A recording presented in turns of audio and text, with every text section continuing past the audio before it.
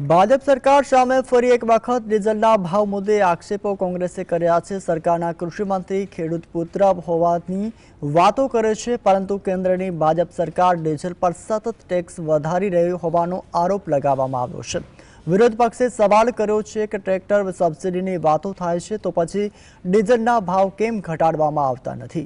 ડીઝલના ભાવ વધવાથી ખેતી ખર્ચ વધી રહ્યો છે અને ખેડૂતો લૂંટાઈ રહ્યા હોવાના પણ આક્ષેપ કરવામાં આવ્યા છે। મંત્રી સમય મળે તો આ મુદ્દે ધ્યાન આપીને કેન્દ્ર સરકારને ડીઝલના ભાવ ઘટાડવા કહેજો તેવી માંગ કરવામાં આવી છે।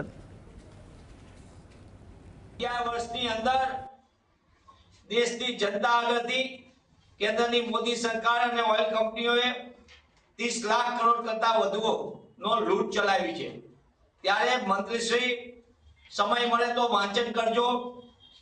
કોંગ્રેસ ઉપર આરોપ મૂકતા પહેલા જો તમારું થોડું પણ ચાલતું હોય ને નવા મંત્રી તરીકે લીલી પેન તમને મળી છે તો તમે કેન્દ્રમાં લખજો કે એક્સાઇઝ ડ્યુટીને ઘટાડો, ગુજરાતના નાગરિકોને અને ખાસ કરીને ખેડૂતોને ડીઝલમાં રાહત આપો।